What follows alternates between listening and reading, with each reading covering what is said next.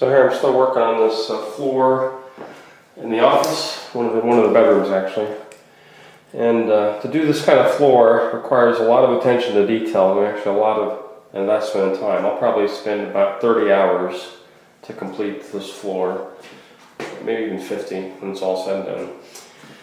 Here I've got some a brown felt pen. There are some areas where the stain will not take because there's a polymer agent in the bonding agent in the cement. I'm going to try to correct that in the future by mixing in another cement that doesn't have any polymer bonding agents, and hopefully it's still kind of an off-white cement, and hopefully I won't encounter this where I'm encountering little spots where the stain will not take in the cement. Anyway, those spots where I do get that, use this brown felt marker just to touch it up a little bit. I've also got these little tiny holes where it also will not take stain. I'm going to use these toothpick to dip little spots of black paint in there. Here are some small brushes where I touch up some of the areas, and there's the 3 stains that I use to finish out the floor. So here I'll just show you a couple places what I'm talking about here.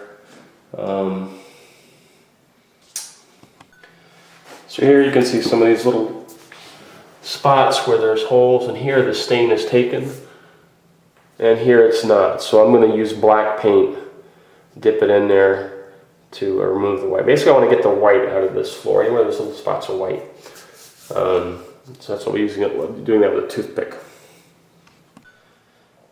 And so here, like this spot here, pan it a little bit. Yeah. This one right here. I'm going to use a brown felt pen on that, touch that up, let's see how that looks.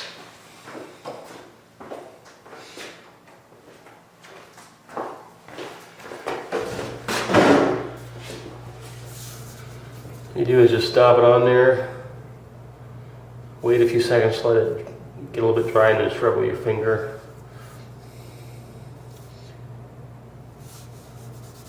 Yeah. That one there.